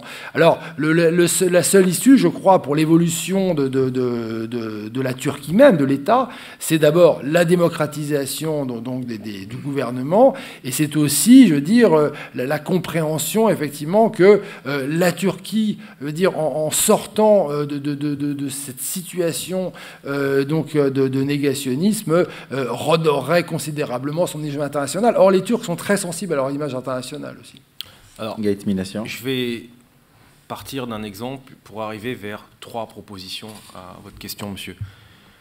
En 8 ans, entre 1915 et 1923, le peuple arménien a disparu des radars de l'histoire. 1915, extinction physique, 1 500 000 Arméniens massacrés. 1920, extinction politique, la République d'Arménie indépendante est dévorée par les kémalistes et les bolcheviks. 1923, extinction diplomatique, la question arménienne n'existe plus, le traité de Lausanne interdit même l'usage du mot Arménie, n'apparaît pas dans le texte, et donc... Et William Churchill, dans ses mémoires, dit « L'histoire cherchera en vain le mot arménien ». Exactement, et donc l'Arménie, la question arménienne, donc, sort du droit international. Donc, en l'espace de 8 ans, il faut savoir ce que c'est que 8 ans. Il y a 8 ans, c'était le 2e tour en France, c'était la présidentielle Ségolène Royal-Sarkozy, la victoire de Sarkozy. Donc, ça veut dire que c'était hier. En 8 ans, ce peuple disparaît. Il faut se rendre compte de ce que ça veut dire, disparaître des radars de l'histoire, et on devient mémoire. Quel est le peuple aujourd'hui qui pourrait disparaître en l'espace de 8 ans? Personne. Pourquoi? Parce que, premièrement, la mondialisation fait que il y a une sorte d'interconnexion du monde, ce qui se passe ici a des répercussions là-bas, etc., etc. Deuxièmement, le système international est plus intégré qu'il ne l'était au lendemain de la Grande Guerre. Je vais parvenir sur ce qu'a dit Vincent. Donc à partir de ce moment-là, on s'aperçoit qu'à partir de 23, en fait, les Arméniens marchent à contre-courant de l'histoire. Puisque l'histoire du système international continue. Les années 20, 30, 45, on reconstitue un système international cette fois-ci intégré, on veut éviter les erreurs de la SDN, on crée la sécurité collective, l'ONU, le Conseil de sécurité, et on continue comme ça. Et les Arméniens, eux, marchent à contre-courant. Ils essayent de dire « il y a un génocide, il y a quelque chose ici, nos droits, etc., etc. » Et donc le monde ne comprend pas ce langage. Quand j'ai dit que le temps s'était arrêté, c'était pas uniquement par rapport à l'image, c'est que le temps chez les Arméniens s'est arrêté. Donc comment sortir de ça? Moi, je vois 3 choses, si vous me permettez, puisque je réponds directement à votre question. La première des choses, et ce qui va sortir d'un point de vue historiographique d'ailleurs, c'est avec ce que je vous ai dit au départ, c'est que je pense qu'il faut davantage impliquer et faire comprendre à la communauté internationale qu'elle a tout intérêt à ce que le génocide soit reconnu pour la paix régionale, voire la paix internationale. Qu'est-ce que ça veut dire? Ça veut dire en gros que si on reconnaît le génocide des Arméniens, si la Turquie reconnaît le génocide des Arméniens, et si les pays aussi aux alentours reconnaissent le génocide des Arméniens, on extrait de l'appareil structurel de l'État cette violence étatique. Parce que je le rappelle, un génocide, c'est un État qui se retourne contre une partie de sa population. C'était le cas des Arméniens, c'était le cas des Allemands, et c'était le cas des Hutus. Donc, dans ce cas-là, effectivement, on pourrait se dire que ça pourrait permettre de libéraliser l'État turc, le libérer de cette violence structurelle. Et je vous ramène aux travaux d'Hamid Bozarslan là-dessus. D'un point de vue société civile turque aussi, il ne peut pas y avoir de démocratisation en Turquie tant que le génocide ne sera pas reconnu. Pourquoi? Parce que dès lors que vous reconnaissez en tant que citoyen turc le génocide des Arméniens, vous vous autonomisez du discours officiel et vous prenez pleine possession de vos droits en tant que citoyen. C'est pour ça qu'en Turquie, la question du génocide arménien va au-delà des Arméniens. Va au-delà. À Paris, à Saint-Chemal, quand il est passé il y a quelques mois, il a dit « J'ai réussi à m'autonomiser, à penser par moi-même, à vivre pleinement mes droits. » Donc, ce que je veux dire par là, c'est que impliquer davantage la communauté internationale dans ce jeu pour favoriser la paix. C'est permettre donc d'extraire la violence. Et on n'aurait peut-être pas eu ce qu'on a aujourd'hui avec Daesh en Syrie et en Irak, premièrement. Donc, la communauté internationale. Deuxièmement, trouver les voies ES et les voies avec un X du dialogue arméno-turc. Et là, ça veut dire que la diaspora, et j'insiste là-dessus, et la société civile arménienne doivent davantage investir l'espace public turc pour retrouver des connivences, pour retrouver des moyens d'interagir en faveur de la vérité historique et de la paix. Et ça, c'est pas à moi de le dire, je suis pas un acteur politique, je suis un observateur, je suis un journaliste, je dis juste que peut-être qu'il y a quelque chose à faire là-dessus. Troisièmement, je pense que l'identité arménienne doit être démocratisée. Tout comme on demande aux Turcs de s'autonomiser d'un discours national, voire nationaliste, il serait peut-être temps que les Arméniens aussi se libèrent d'un discours nationaliste, d'un État nationaliste, d'un discours nationaliste, pour tout simplement s'autonomiser et prendre pleine possession de ses droits, à la fois en tant que citoyen, mais aussi en tant qu'Arménien. Je répète encore une fois, le problème arménien, ce n'est pas la Turquie, ce n'est pas l'Azerbaïdjan, ce n'est pas la Russie, ce n'est pas X, Y, Z. Le problème arménien est simple, c'est comment on s'affranchit des logiques de domination, comment on sort de cette servitude. Il est là le fond du problème, c'est pas autre chose. Alors, c'est la Turquie le négationnisme, c'est l'Azerbaïdjan son racisme, c'est la Russie avec ses manipulations. Ça fait partie du décor. Mais la vraie raison, elle est là. Comment on sort de cette logique de servitude? Pas uniquement internationale, aussi nationale, aussi religieuse. Comment on se libère de ce poids? Laissez-nous penser comme on a envie de penser. Laissez-moi vivre mon arménité comme j'ai envie de la vivre. Arrêtez de me dire ce que je dois dire, ce que je dois penser, ce que je dois faire. Je suis un citoyen français, j'ai envie de penser comme ça, point. Et c'est ça qui est important.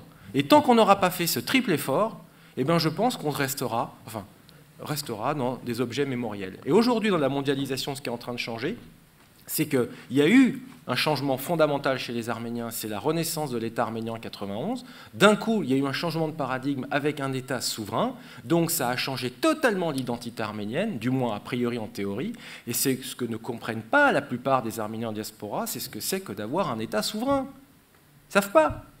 On continue à être dans la mémoire.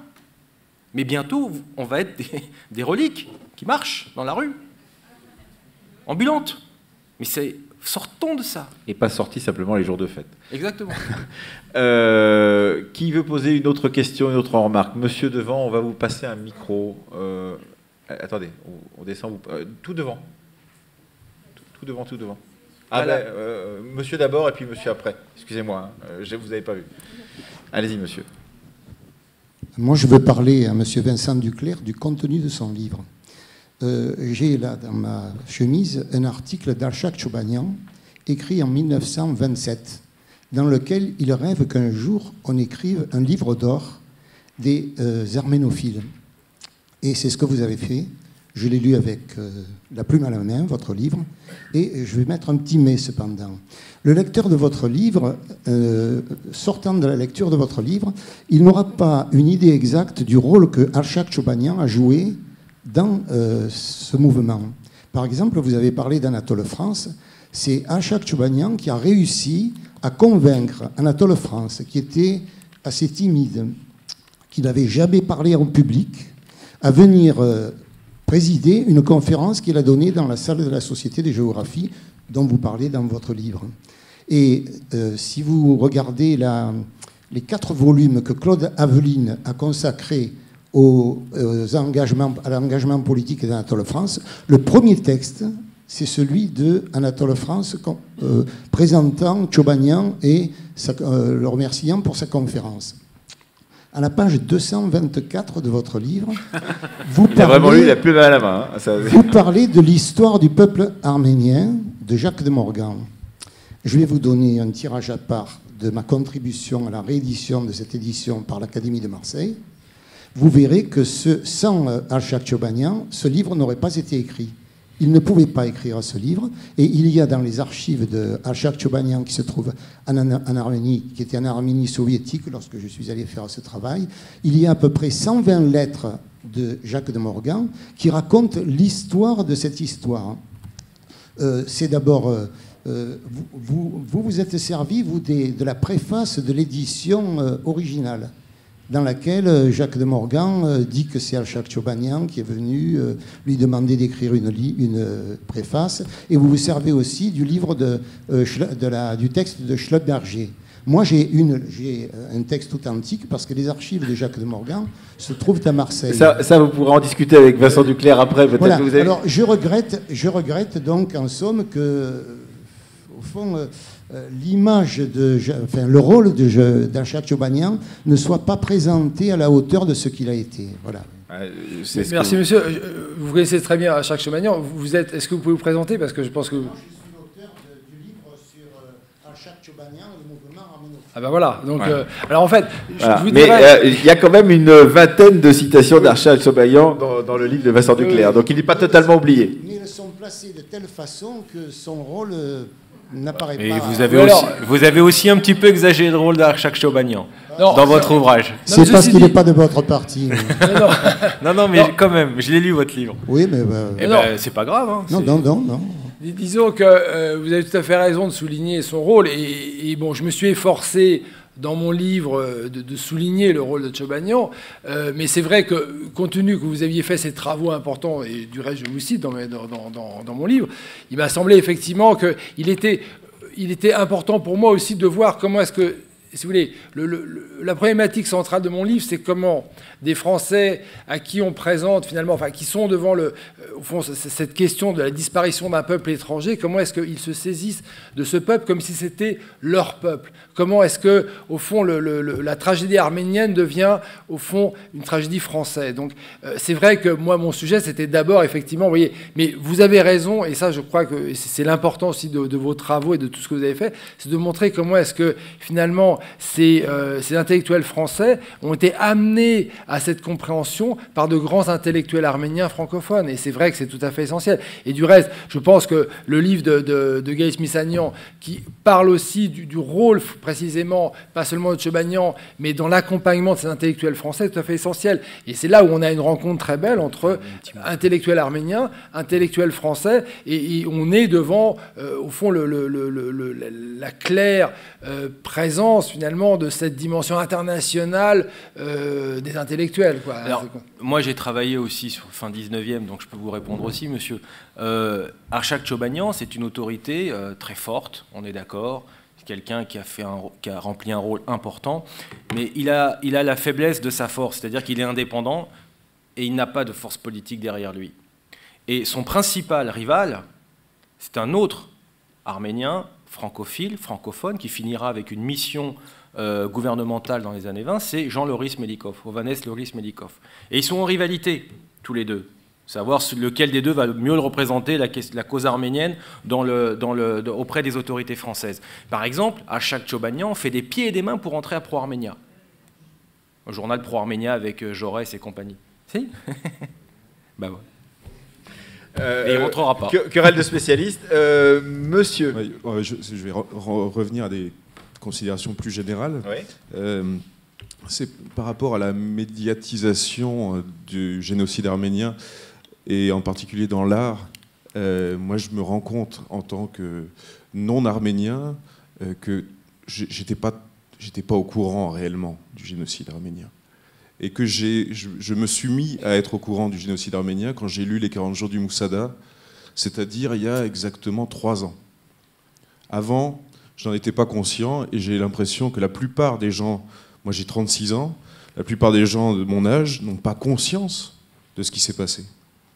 Il n'y a pas eu un grand film sur le génocide arménien, il n'y a pas eu un grand livre, peut-être celui d'Ilsenrath, mais ce bouquin de Franz Werfel de 1933 est pour moi une épopée épique, terrible, incroyable.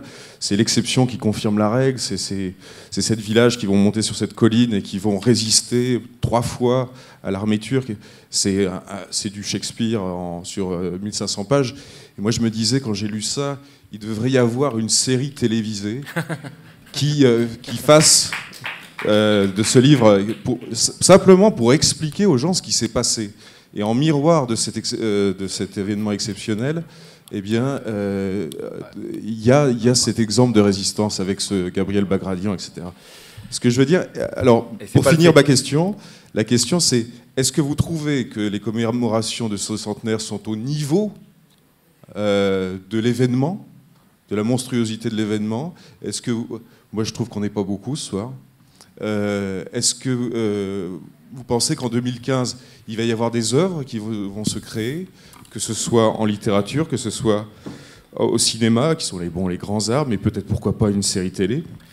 Est-ce que vous avez peut-être des bonnes nouvelles à nous annoncer quant à ce travail que doivent faire les artistes qui ne l'ont pas fait, quoi?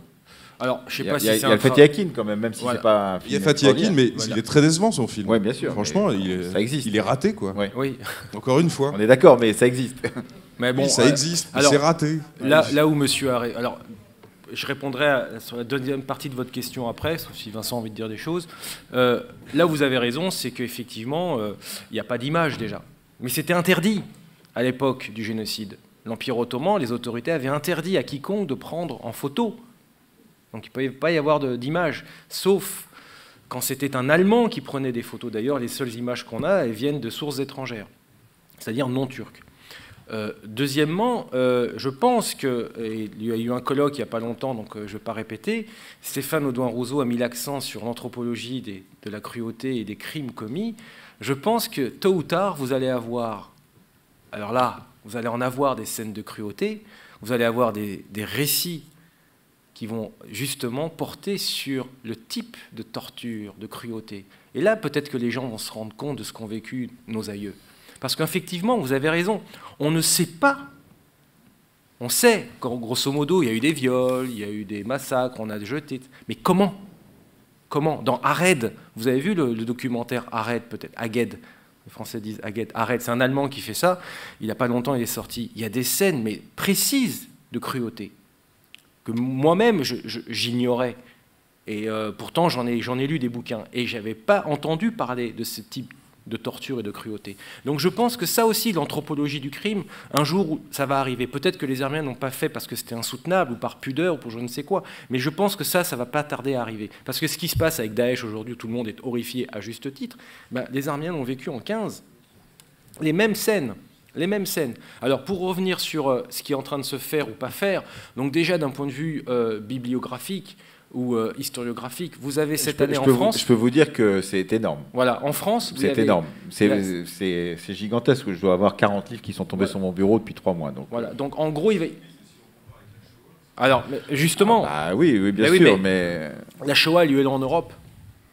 C'est un fait européen. Et le génocide des Arméniens a eu lieu dans la Turquie. Enfin, au fin fond, en Arménie, le reste de la Turquie, dans tout l'Empire ottoman.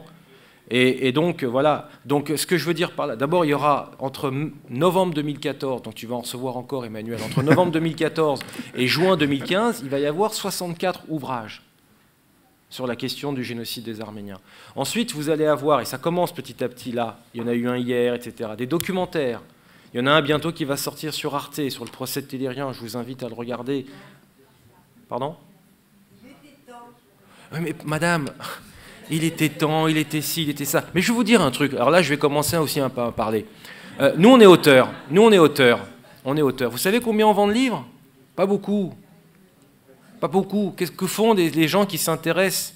Ils sont toujours en train de protester. C'est trop tard, c'est ci, c'est ça. Nous, on a aussi besoin d'un soutien au niveau des lecteurs. D'ailleurs, les livres des deux auteurs sont à la sortie. Hein. Non, mais ce que je veux dire par là, c'est que on peut pas toujours se plaindre. Et quand ça sort, on dit il était temps. Et quand ça sort pas, c'est pourquoi ça sort pas.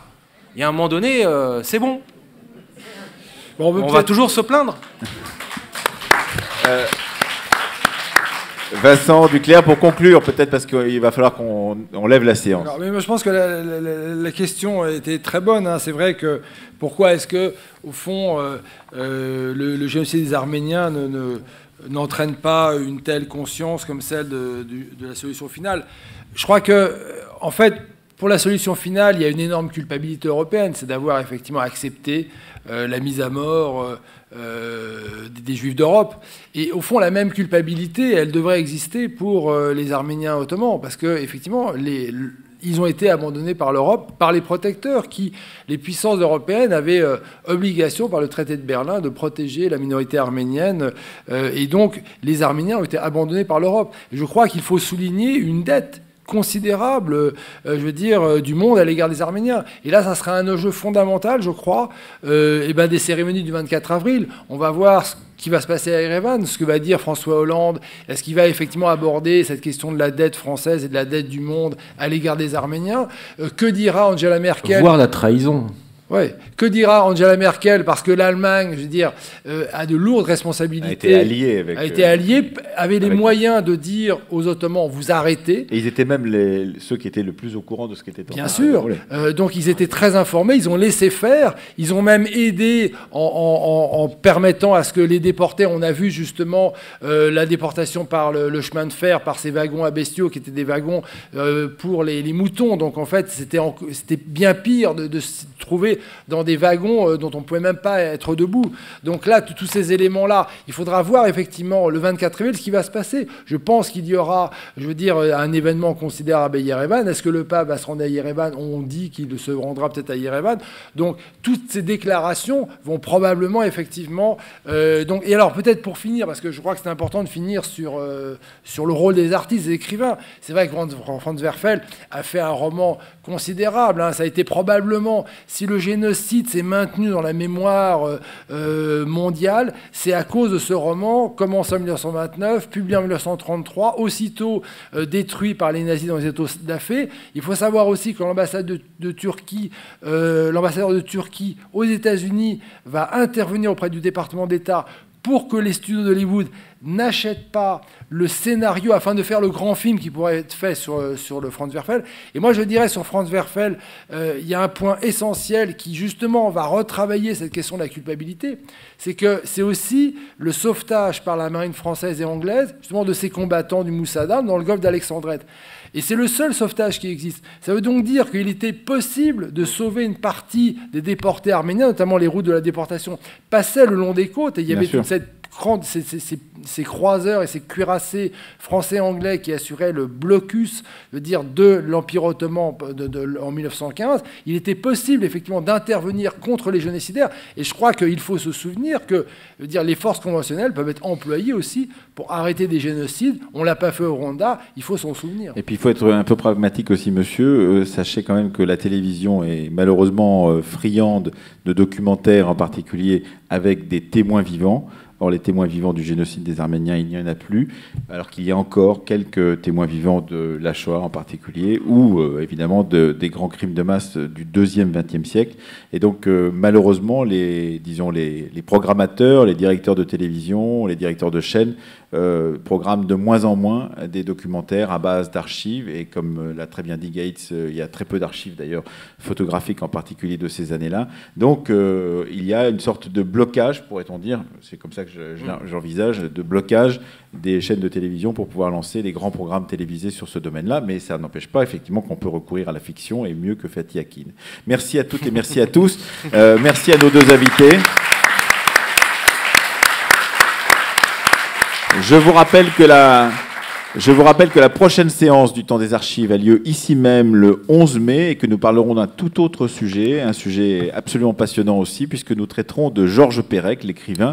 Il y a 50 ans paraissait Les Choses, un grand livre de Georges Perec, et nous aurons avec nous pour en parler un écrivain, Arnaud Bertina, et une psychanalyste que vous connaissez peut-être si vous écoutez France Culture, Caroline Eliachev, donc qui connaît bien ces années 60 et en particulier ce milieu des années 60. On va parler du mode de vie des années 60, de la croyance des jeunes des années 60 à la possibilité d'aider les jeunes nations issues de la décolonisation et de tout un tas d'autres sujets qui sont tous présents dans le livre de Georges Perec. Merci à toutes et merci à tous.